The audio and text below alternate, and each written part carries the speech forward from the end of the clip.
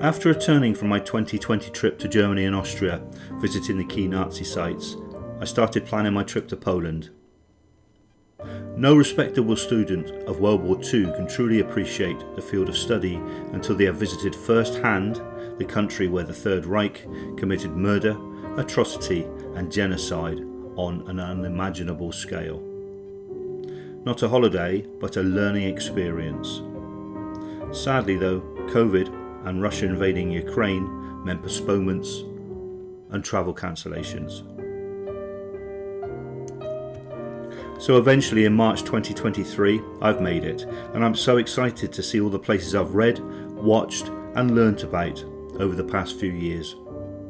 The guard at the Passport Control Office in Schiphol Airport asked me the reason for my trip to Poland, and I answered quite smugly, I'm going on a history trip.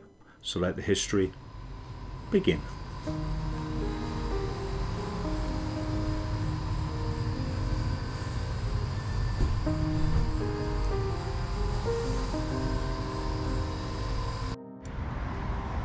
I've just left the hotel on the first morning of my trip, and I'm on my way to find the first of the ghetto war fragments. It's a beautiful winter's morning, which is just as well, as I'll end up walking 16 miles today.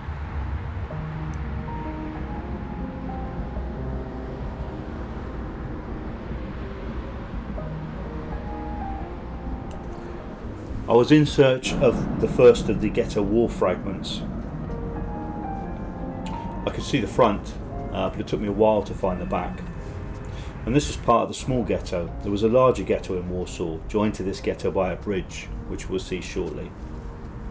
The ghetto was established in 1940.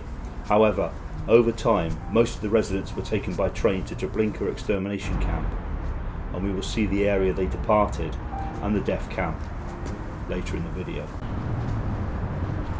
The Warsaw Ghetto Uprising in early 1943 saw the end of the ghetto, but as we will see today, there are still parts in existence.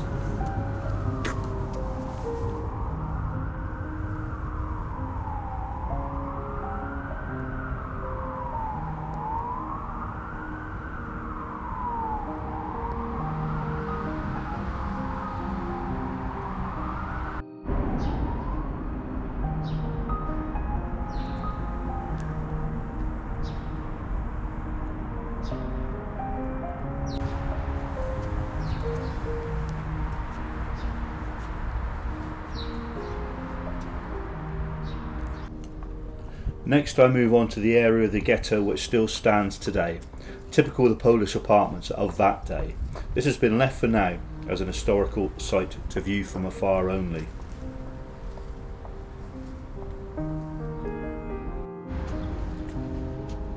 And on to the ghetto wall markers, and we will see these all over Warsaw, marking out the boundaries of the ghetto.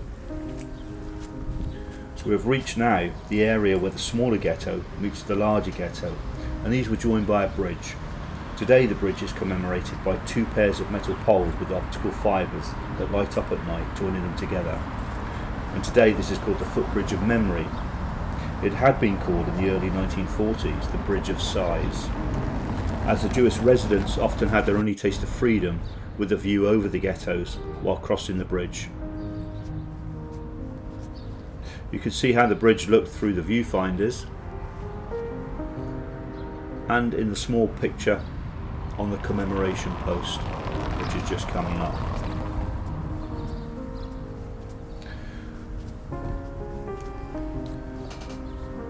When the Nazis took over Warsaw and built the ghetto, they initiated a Jewish council, or Judenrat in German.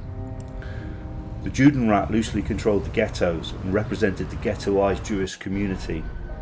The head of the Warsaw Judenrat was Adam Czerniakow, and here we visit his home, or we certainly see his home from outside.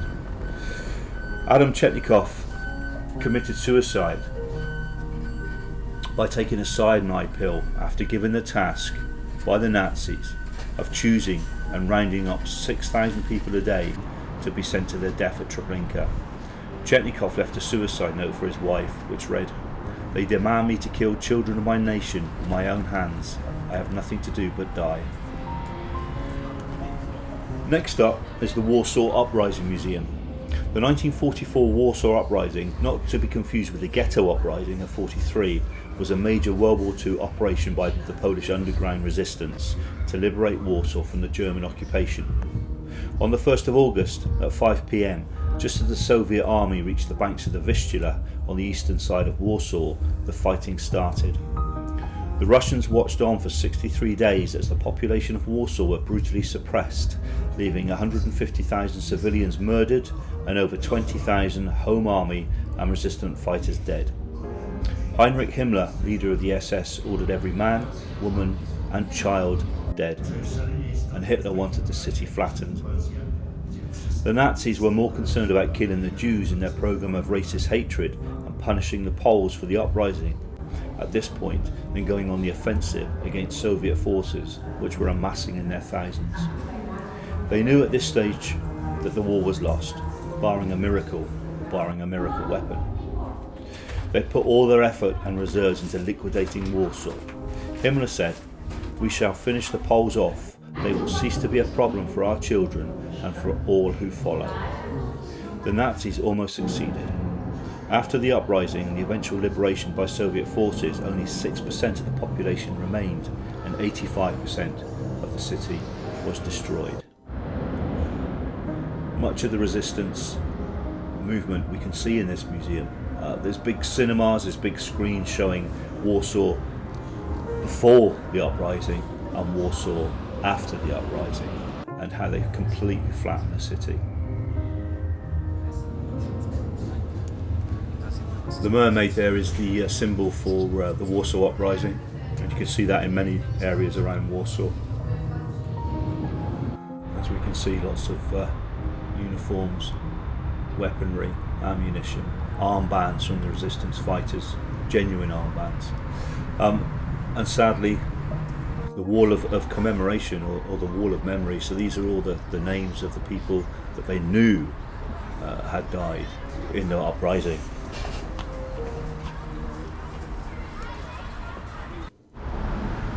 Okay, on to the Jewish cemetery now, and another part of the Ghetto War.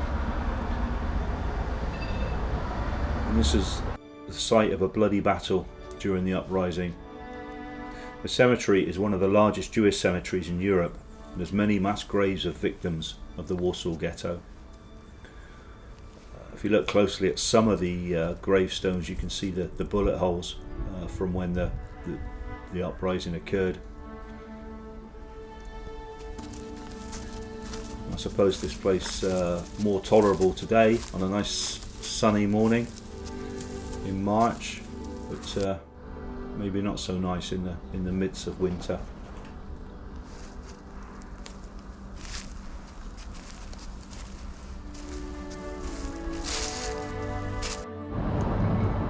A short walk away outside of the ghetto, and a mile or so from the cemetery, is Umschlagplatz. Now, Umschlagplatz was the holding area for the Jews prior to boarding the trains to Treblinka. 265,000 Jewish residents passed through here on their way to the extermination camp. And this memorial was erected in 1988 and resembles a freight car with its door open, waiting for those suspected or unsuspected, in most cases, Jewish residents. Okay, we are back to 1943 now, and the Ghetto Uprising. The leader of the Ghetto Uprising was a chap called Mordechai Anielewicz, and this site was where he held out at the end of the uprising in his bunker. He is buried here along with many other resistance fighters. The Nazis used gas to kill the fighters, and those that didn't die of gas committed suicide by taking cyanide. The bodies stayed here underground and were never exhumed. So obviously today it's again another mass burial graveyard. Today it's a peaceful memorial though, and a grave to the 25-year-old and his resistance fighters. This inscription on the stone reads, "Grave of the fighters of the Warsaw Ghetto Uprising, built from the rubble of Mila Street, one of the liveliest streets of pre-war Jewish Warsaw." On our way eastward and back towards the centre of Warsaw now, here we have the Museum of Polish Jews and the monument to the ghetto heroes. This is where Willy Brandt, the German Chancellor, fell to his knees and prayed that Germany might be forgiven for what they did in World War II, certainly what they did in Warsaw. He stated afterwards that faced with the abyss of German history and the burden of millions who had been murdered, I did what we humans do when words fail us: get on their knees and pray. I will visit this museum when I return to Warsaw on my last day in a few days' time. Next up is the impressive monument of the Warsaw Uprising. This is in a beautiful area which also houses the Supreme Court of Poland and is one of the most visited landmarks for foreign tourists.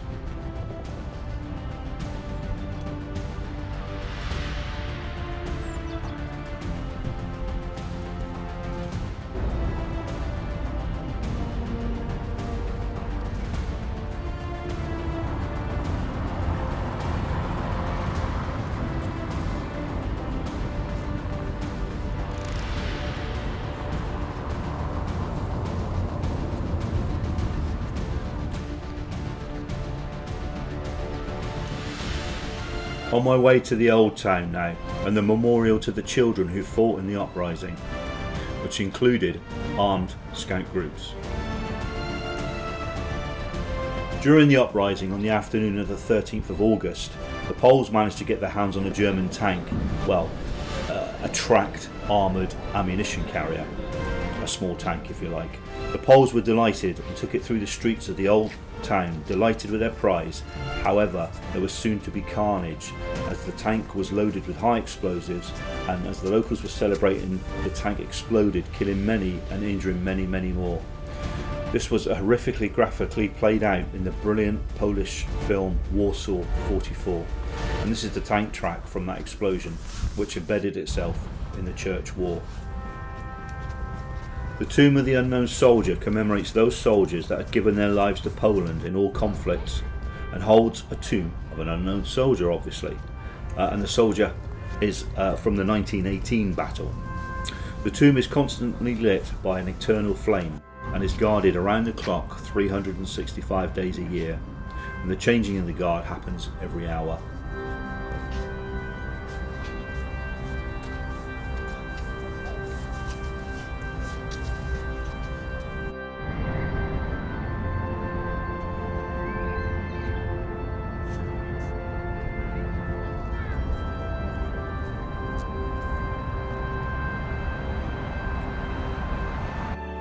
Back to World War II now, and at the site of the Pawiak prison, where the Gestapo imprisoned approximately 100,000 people, of which 37,000 were shot and 60,000 were sent to concentration camps. There is a bronze copy of the tree that you can see there in the courtyard, from which the families of victims hung epitaphs. The only other surviving part of the prison, after the Nazis blew it up in 1944, apart from the cells, is the fragment of the gate.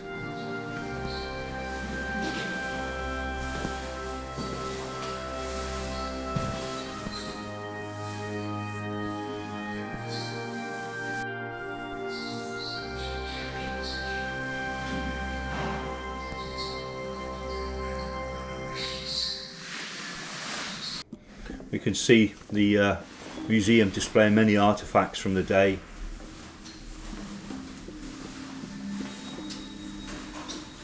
And the cell rooms, which sometimes would have held more than just the one that the bed is for. And then photos of some of the victims.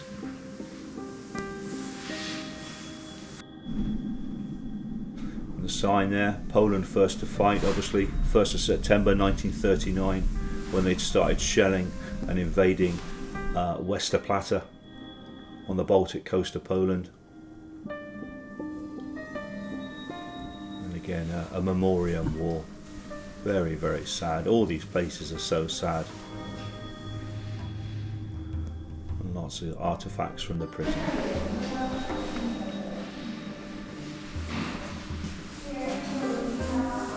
And that's the end of day one.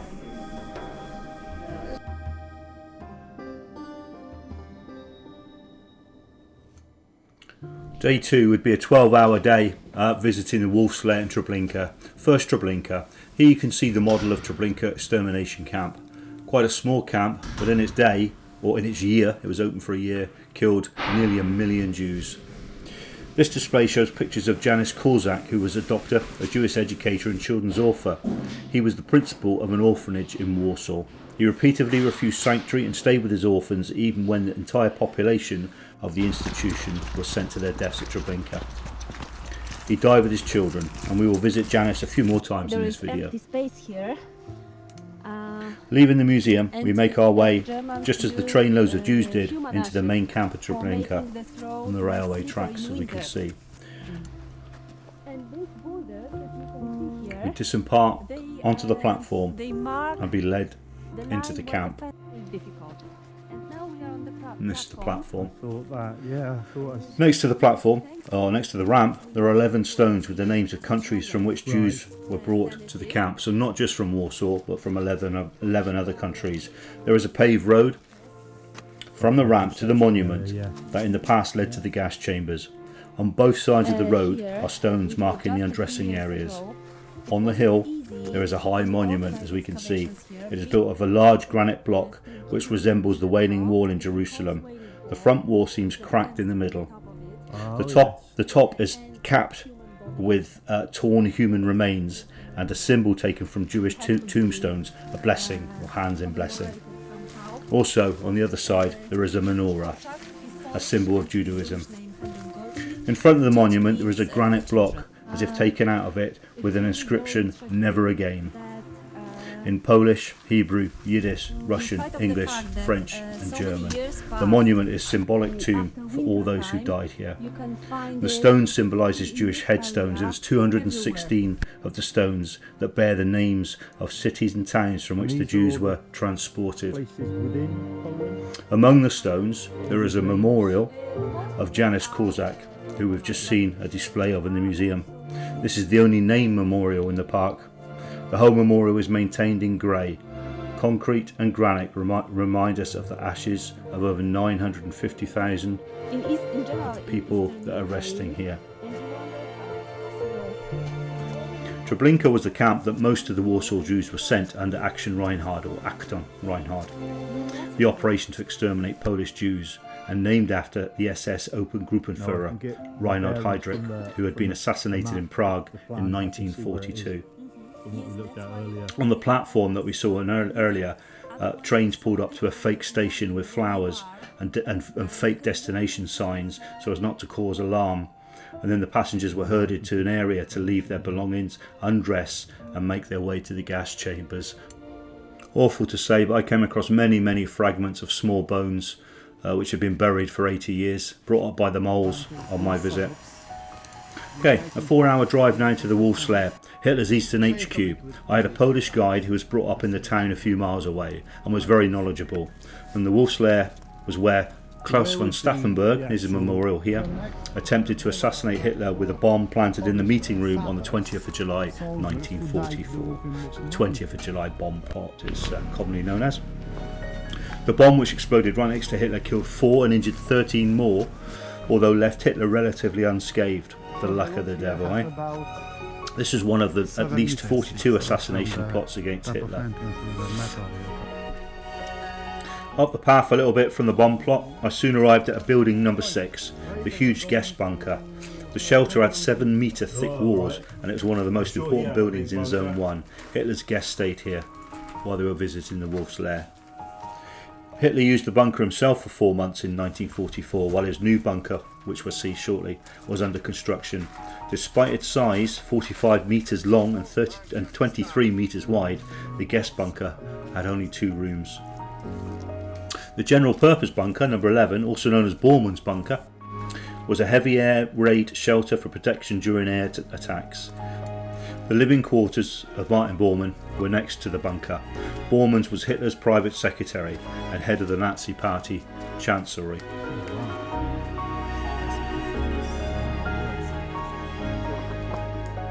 As you can see, a snowy, cold day on the Eastern Front.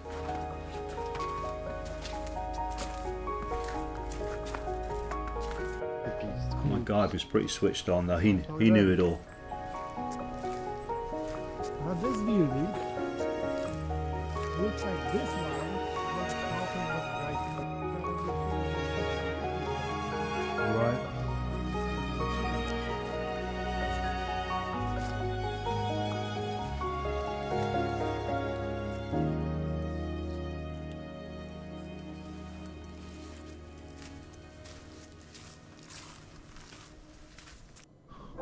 Hitler's, I don't know. Nobody knows how it looks inside. It's very difficult.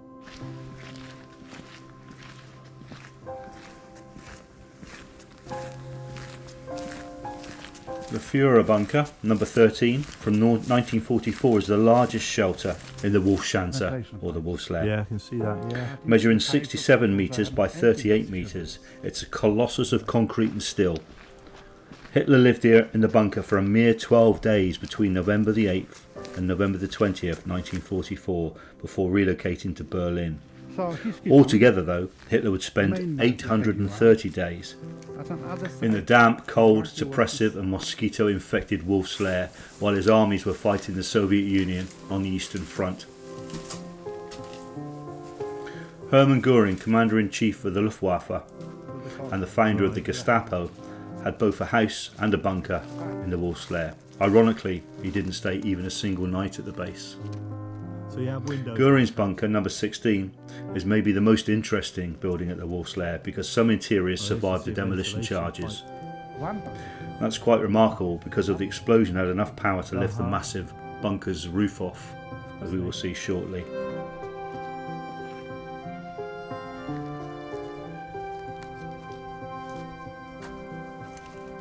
I'm still exploring Hitler's bunker, and I don't want to get my new coat dirty or worse damage on the metals, the steel rods coming through the masses of concrete. It's cold, there's moss around, it's slippery, but I have been given special permission to go up here and meet the guy at the other side. I don't think he trusted me to come out the end safely, actually.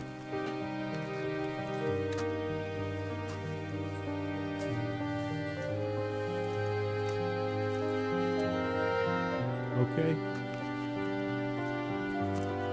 He's so camouflaged I can't even see him. You okay if I get you on here? There we are.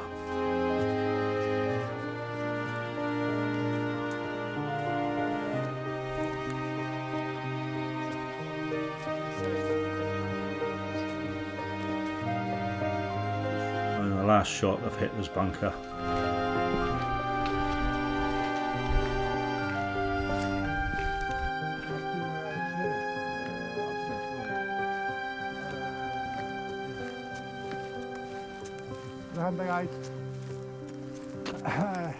Marshal Keitel.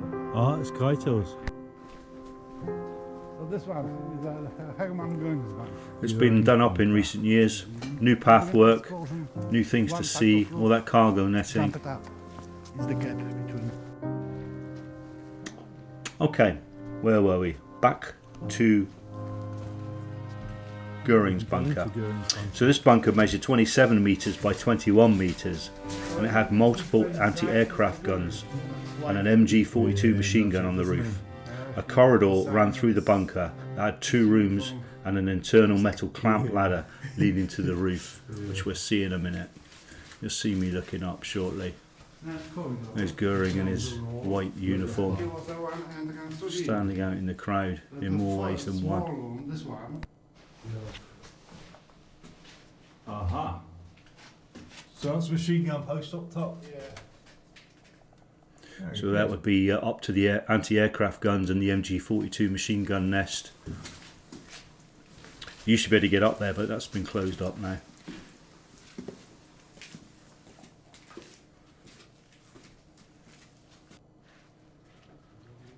And we're still in Göring's bunker. So the roof, we're basically walking under the roof now. That Wow.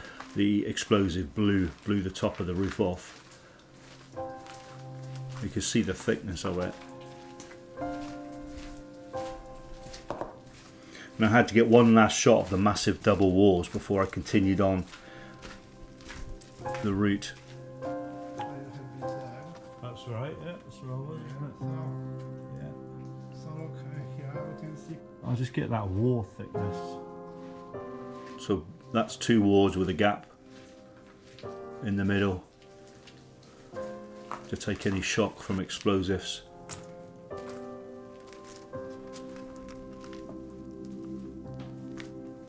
Passing through the officers' mess, we have a brief look at General Alfred Jodel's bunker as well.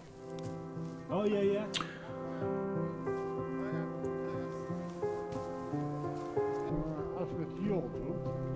And then we come up to the meeting rooms, which is a recreation of the 20th of July bomb plot. We'll have a look in the window. Now this wasn't open when I was here. They're still finalising the details, but basically you'll see a model of Hitler and the suitcase, or the briefcase I should say, next to him, which contained just one bomb of the two that was armed. There we go. You'll see Hitler in the distance there. So I'm assuming they're going to get more models eventually. Making my way near the living quarters of Dr. Morale, Hitler's private physician, Hitler's train siding, telex areas, communication buildings, car garages, and my guide pointed out the escape route that Stauffenberg used after he detonated, or after the bomber detonated on his way escaping to the airport. The time they came out, I think. There's the communications rooms.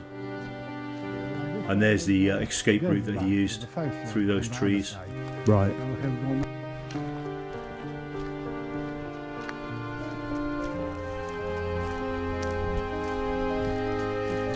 Making my way back to the 20th, the meeting room of the 20th of July 1944, where Stauffenberg planted the bomb. So you'll see the front door of the meeting room. And the memorial that we saw initially is at the very front of the building. We can see in front of us. Just coming up to that now.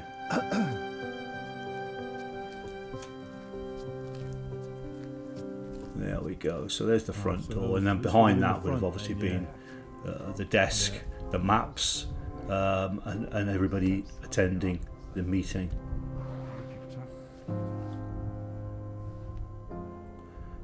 And there brings us to the end of the tour, making our way back to Warsaw. So 4.5 hour drive to get back. I think my guide and I were both knackered at the time we got back, so a well-deserved drink was on the cards. Back to my lovely hotel, and the end of day 2.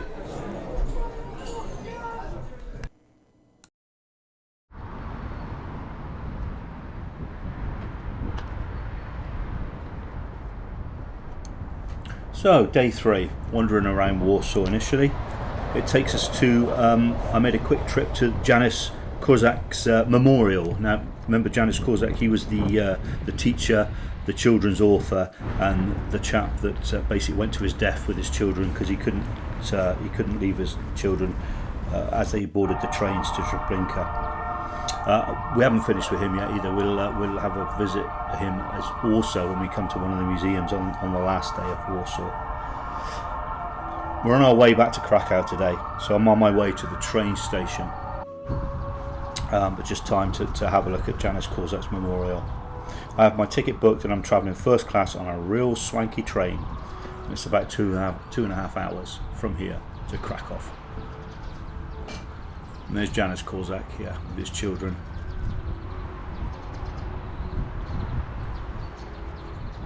It's a lovely memorial.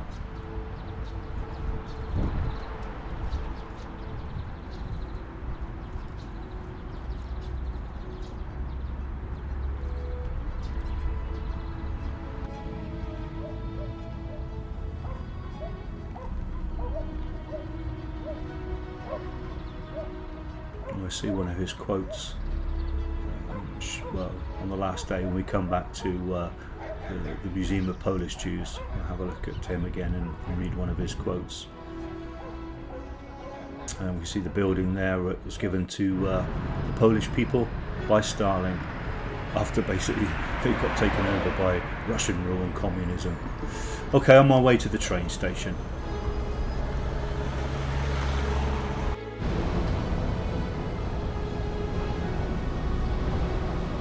Always stressful times, never know what platform.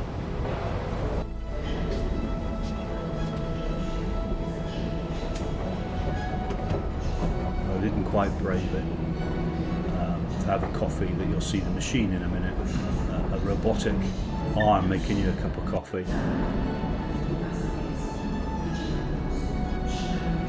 Checking my times, making sure I'm in the right place at the right time so I can collect my train. Yeah, didn't quite brave having a machine make my coffee for me, but I'm sure it would have been nice. And here's my train. The most modern, clean, comfortable and quiet train I've ever been on. It's a pleasure to go from Warsaw to Krakow first class, fed and watered as well on the way.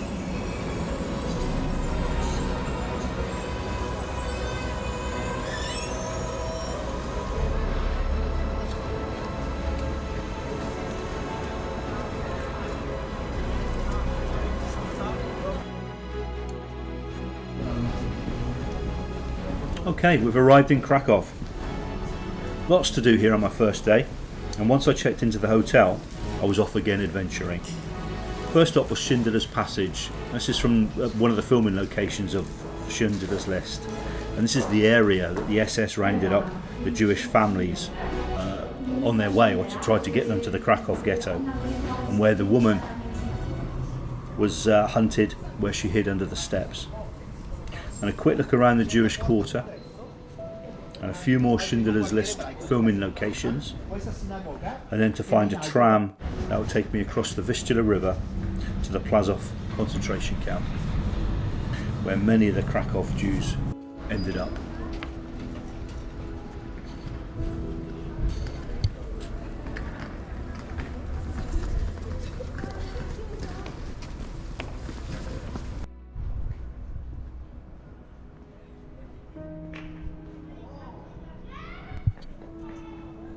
And this area here was famous, or it was been made famous. No, thank you. Well, it's famous anyway because there's a synagogue here, but also made famous from the film, as this is where the chap was shot in the head, where they were rounding up the Jews. See the menorahs, the Jewish menorahs on the fence? Very pretty, very picturesque. Okay, we're walking the grounds of Plaszow concentration camp now. And the house we can see here is the house of the notorious camp commandant Amon Goth. The house has recently been renovated and shows no signs of its former dark past. Goth lived here, ruling the camp with an iron fist, a drunk and an evil man who took pleasure in killing the prisoners, and who would set his two dogs, Rolf, a Great Dane, and Ralph, an Alsatian, on them, and would also take pot shots with his rifle and randomly kill prisoners from the rear balcony of the house. We will go around the back of the house on the way back from looking around the camp. Into the grounds proper now, and the Grey House, as it's known, was Amon Goth's office and lodgings for the SS officers.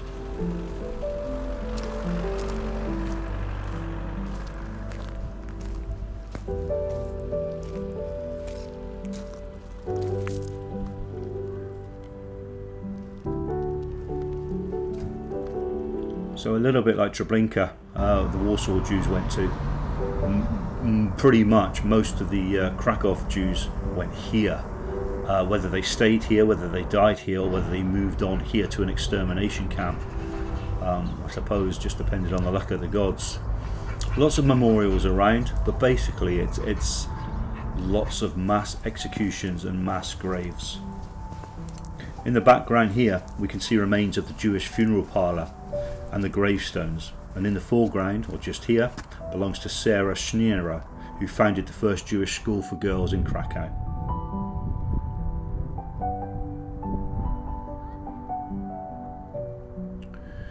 And this monument is a memorial to the victims of the first mass execution in Krakow carried out by the Nazis. A muddy trail took me into one of the camp's two quarries, where prisoners were literally worked to death extracting rock, which they used to build the camp and pave the roads with. I got in so far, couldn't see a thing, heard lots of scary noises, and decided, yeah, okay, we better come out. But by all accounts, if I'd have carried on, the quarries sort of join up and you can come out of the another quarry to another area in the camp. Further on the path leads me to the living quarters and the parade grounds.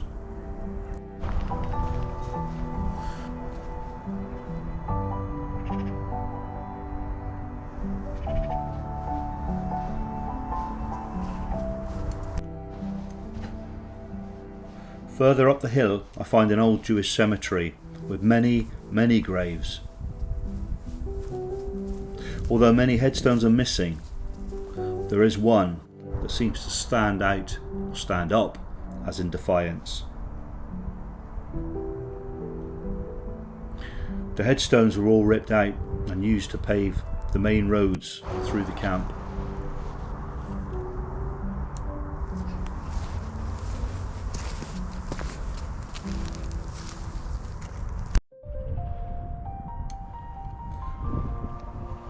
Lots of information boards are around showing how the camp would have looked and given the location of certain areas of interest. After I climb up the hill, I spot several monuments and locations of mass graves, and the biggest mass grave, which is the impressive monument that covers an area where many thousands were buried.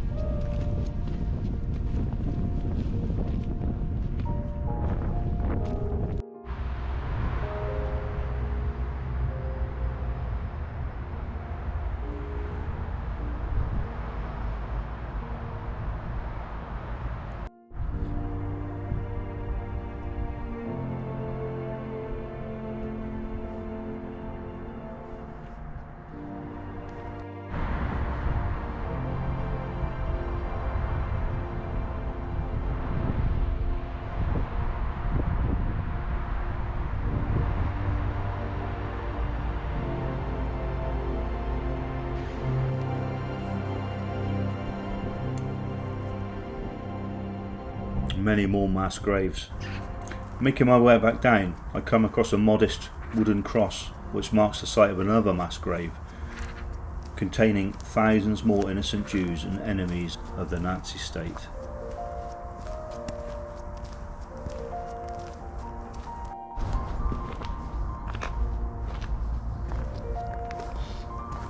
As previously mentioned, I made my way around the back of the commandant's house.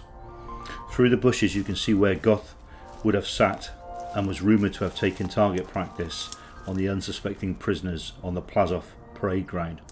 It's difficult to imagine given the change in geography now, but just being there at the back of that house gave me shivers and I didn't hang around too long.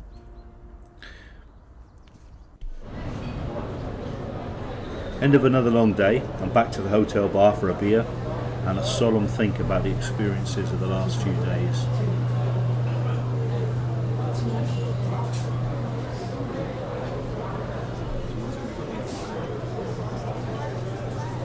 Cheers.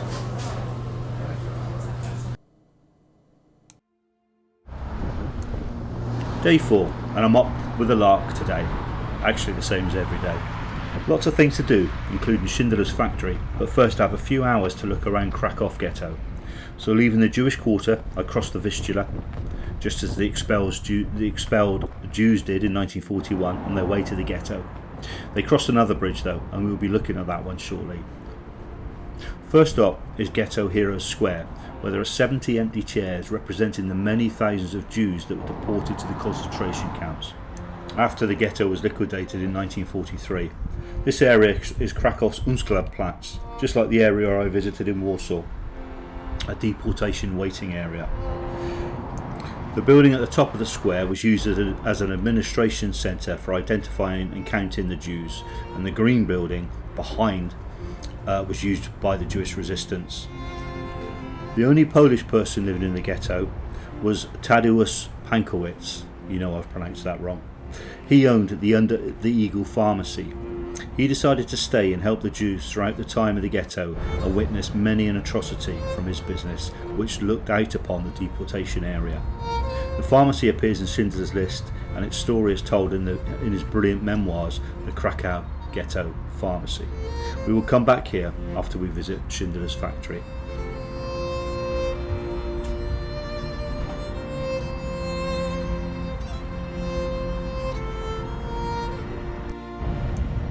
So here we can see the chairs, we can see the administration building in the background in the centre, and up on the left the green building, that's the resistance offices, or the resistance building, the fighters.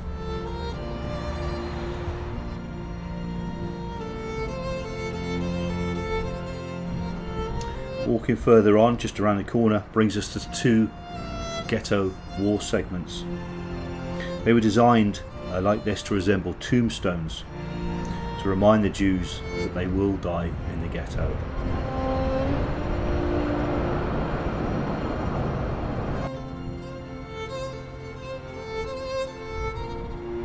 So the ghetto was liquidated in 1943, and most of the Jews then were sent on to extermination camps, notably Auschwitz. Another section of the ghetto war, obviously this one's been looked after.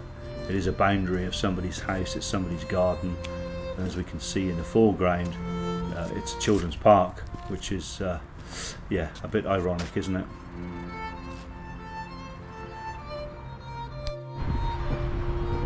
Onto the main ghetto entrance now. This is where the Jews would have entered and left the ghetto if they had work to go to, as in the textile factory here up the hill a little, or Schindler's factory. They were allowed to leave with a pass. The office of the Judenrat, or the Jewish Council, was located just on that corner where the pedestrian crossing was. Is the textile building, and the chap who owned that actually saved more lives than Schindler, but obviously not as famous because there was no film. Looking up to the bridge now, so the Jews would have come from under armed guard, marched from the Jewish quarter, and just the way that this guy's walking now, in that direction, so from the Jewish quarter through the bridge into and be locked in to the ghetto that we've just visited. So we're actually going to cross this bridge in the other direction, back over towards the Jewish quarter. An absolutely freezing cold morning. What we do is we cross this blue bridge. So this is the original bridge that all the Jews, the many hundreds of thousands of people crossed on their way from freedom to incarceration, and many of them to their deaths. We cross this bridge and then we walk along the bank a little, and we cross the other bridge on our way back to Schindler's, this bridge here, on our way back to Schindler's factory.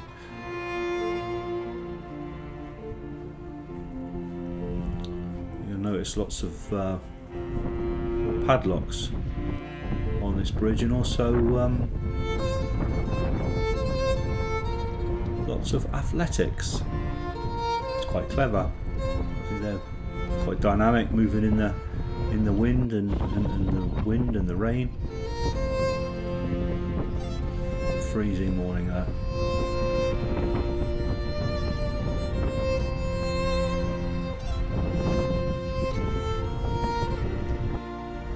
On my way at last to Schindler's factory now then, so they're doing lots of work here, making a new railway bridge and new roads, but I had a little bit of time to spend before I was to meet my tour guide outside the factory, so I went on the hunt of Schindler's building, Schindler's house. He did rent an apartment. He had an apartment in Krakow, but once he'd made a bit of money, he wanted to live near his factory, and this is the house that he bought near his factory, or that he was given near his factory. Quite crazy really, because everything around this building is brand new, everything's state of the art, and they've just left this building, which yeah, as a memorial, I suppose, for now. I don't know what the plans are, but I was quite pleased to see it. I didn't think I'd be able to see it, what with all the road works, the railway works, and all the buildings that were going on around. So that was Schindler's house. That's where he lived when he worked at the factory, when he was saving all those many thousands of lives, and this is his factory. So I met my guide, got inside, was ordered to take my coat off, and I didn't take my coat off because I was absolutely freezing. Everyone else did, but I was frozen to the bone, so I kept my coat on for the whole tour, and was told then I wasn't allowed to video. After looking at a few exhibits and the large picture of old Krakow, I was told I wasn't allowed to take any more video.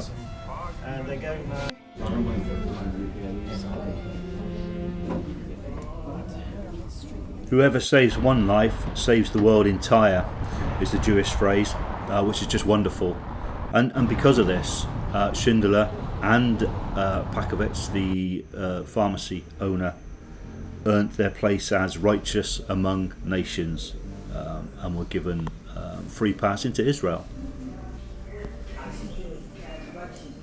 So again, many lives were saved here, either by hiding people, letting people in and out through the back door, prescribing medicines, or by attempting to help those in need, and as a general meeting place during the occupation. And this place is fascinating. This hasn't been sort of remade or reclaimed. This is pretty much as it was in the 1940s, during the time of the ghetto, during time of the getting the Jews to the Umschlagplatz on their way to the ghetto, or from the ghetto on their way to Auschwitz. Back across Ghetto's Heroes Square now to find a tram and make my way across the city to the Gestapo building, a prison. A small museum with a very odd lady in attendance who wouldn't have been out of place in the Gestapo herself. I think she needed special training to do this job. She watched every little move I made, and I didn't feel comfortable walking around the exhibits and prison cells. The original graffiti on the cell walls put there by the prisoners, who were in the most part innocent of any crime and had no idea as to their outcome. Most of them were shot or hung outside in the courtyard. Look closely and can see the woman, who I'm sure is in the secret state police, prying through the doorway.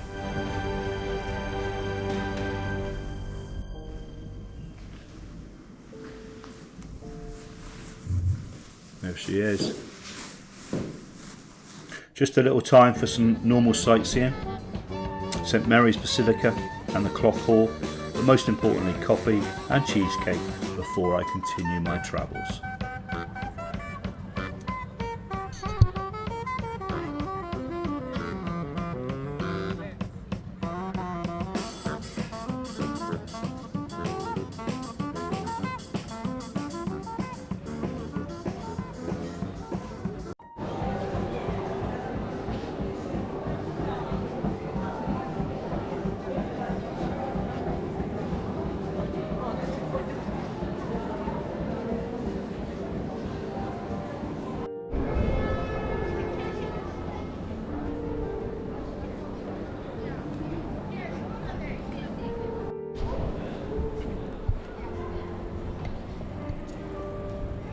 Another tram takes me to Schindler's apartment from the film.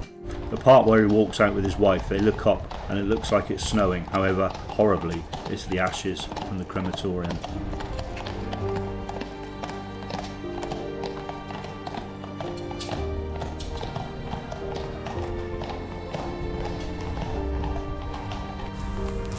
Here we are now, just in front of us. That's his apartment, and that's the one that they used for the film as well. Wawel Castle, which I'll go up on after. First, a few shots of the apartment,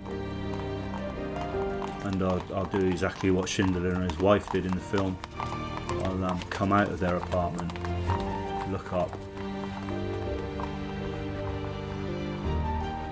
to see the ashes falling on us and the car.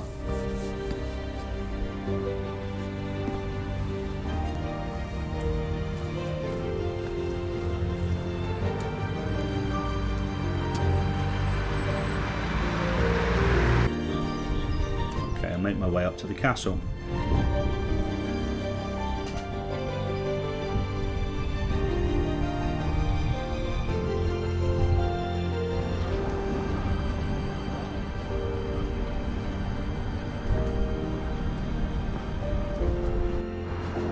A quick photo of Schindler's apartment from the castle.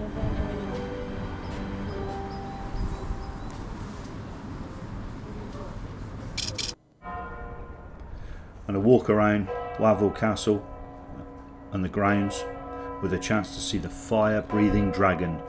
Don't blink though, because you might miss it. Keep watching.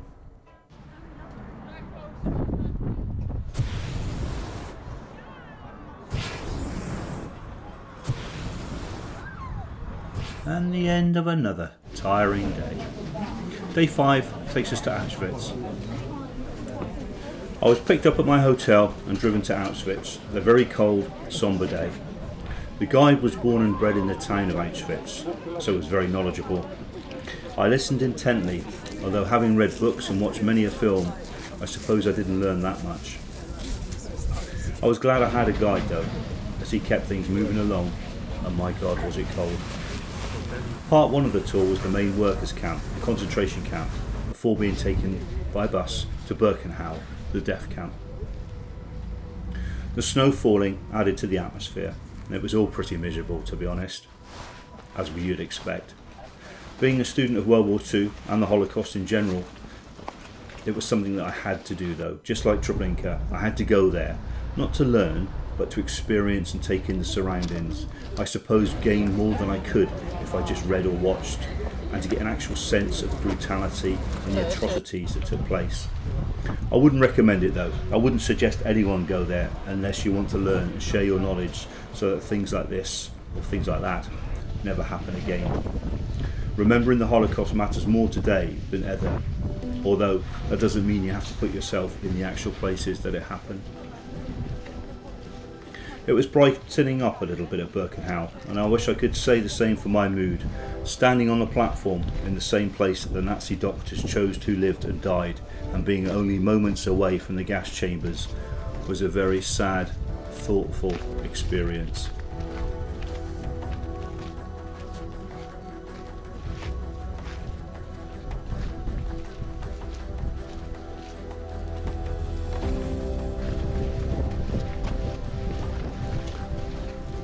So that's the guide out in front, crossing from the platform to the railway area.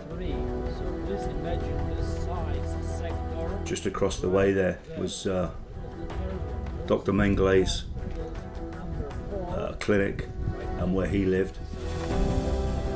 And there's the guide there explaining what's going on and what's what.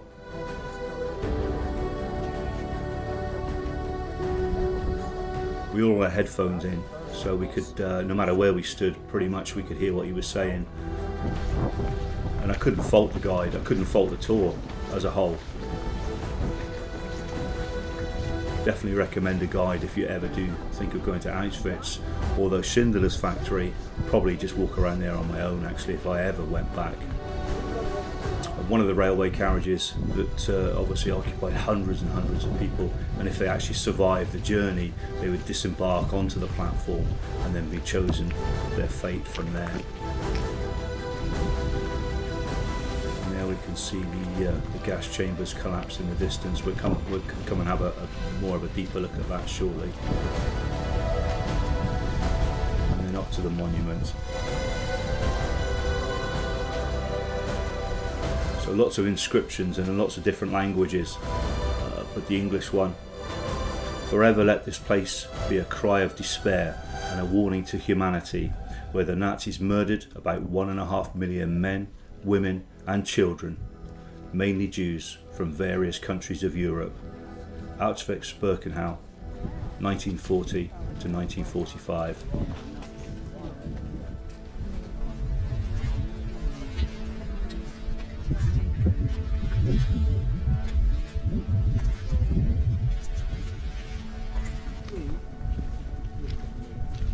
Here we see the undressing areas and the showers and the collapsed rubble of the incinerators in the distance.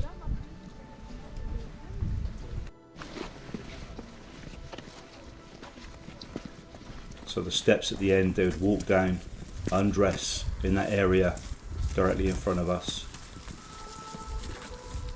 and then walk into the showers.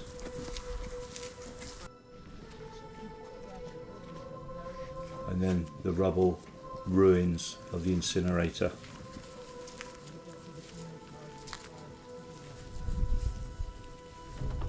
Not a pleasant day at all.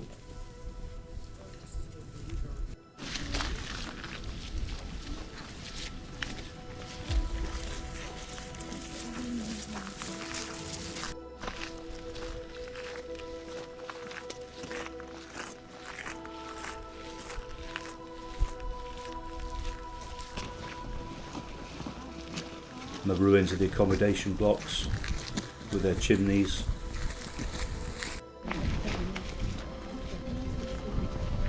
women's on the right. We actually get to look in a couple of them. But dark and depressing. 3 to a bed. Horrendous.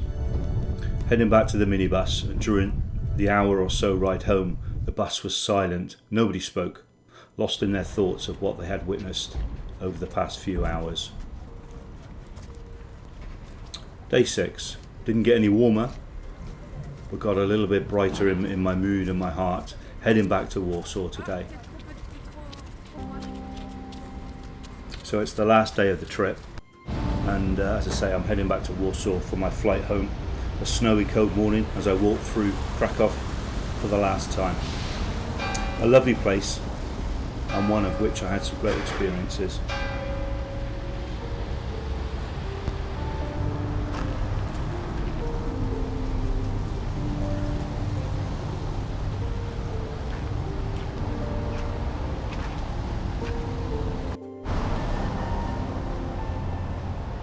Lots of history,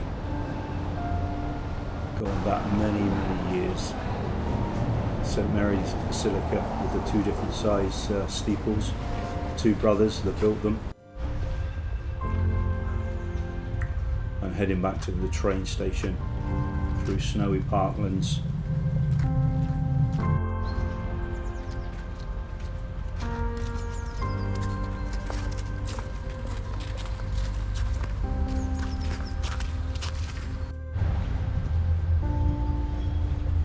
A few last shots of Krakow before I depart, and eventually I wind my way back to the train station. Here we go, Krakow train station in front of me with a monument.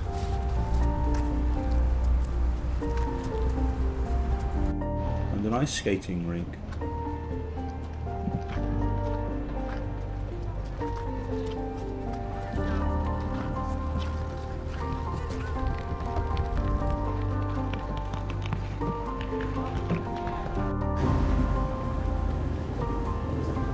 I wait for my train, ready for the journey back. And another quiet, clean and comfortable journey with food and drink included on my ticket. Pretty space age looking train. 2.5 hours back to Warsaw. So I'd left Warsaw 3 days ago, cold, dry and sunny, and returned with it cold, wet and miserable on my last day. And I wasn't going to let the weather dampen my last few hours of my adventures though. A few things to see today. Don't ask me why, but I'm collecting Gestapo buildings. I know, stranger.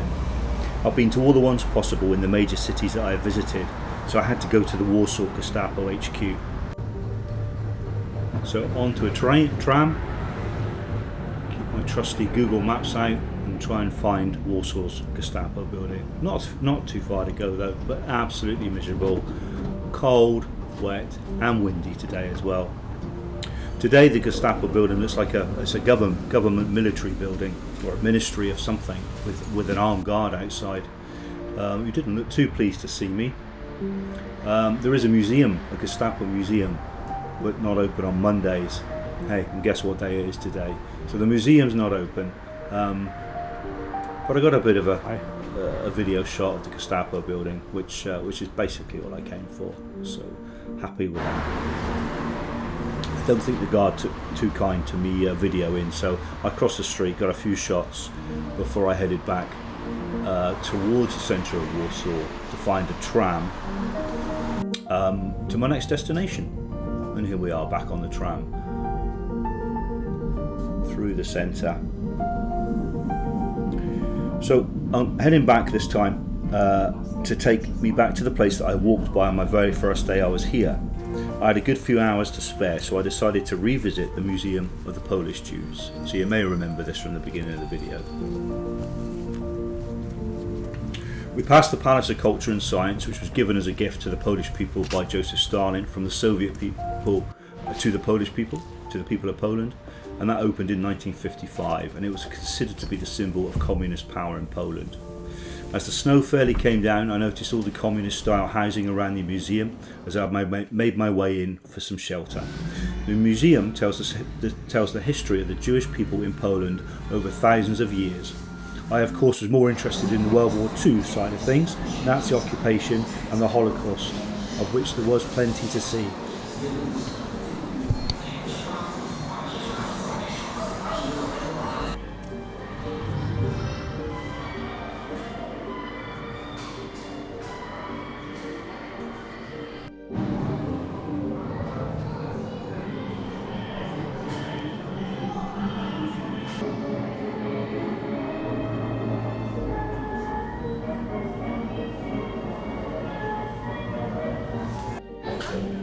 There's an area dedicated to our friend Janusz Korczak, whom we have met on here a few times already, with a nice quote reading, "Children and adolescents constitute a third of the population. Childhood, a third of life. Children are not going to be, but are already people." And remember Adam Czerniakow, he was the head of the Judenrat, the Jewish council in Warsaw. He has a quote which reads, "I am reminded of a film. A ship is sinking and the captain, to raise the spirits of the passengers, orders the orchestra to play a jazz number. He had made up my mind to emulate the captain." As we know, the Holocaust became too much for him and he could no longer bear the burden of being that captain. Who could? Lastly, I filmed the steps displaying all the areas of Warsaw from where the Jews were taken to the Umschlagplatz, where they waited in horror for the transport to take them away to the camps. Unimaginable horror.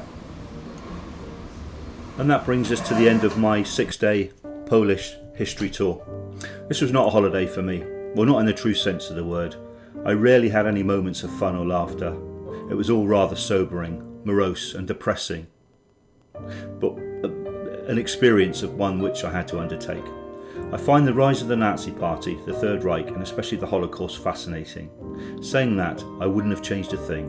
It was a great week, and I want to learn and experience more, and I hope by doing so gain a deeper understanding of those dark times. We should never forget what happened to the millions of Jews, gypsies, homosexuals, disabled, the children, the elderly, and the infirm, the Jehovah's Witnesses, and those that posed a threat to the Nazi regime. We must learn from the past so that we do not repeat it. We should never forget. I know I never will.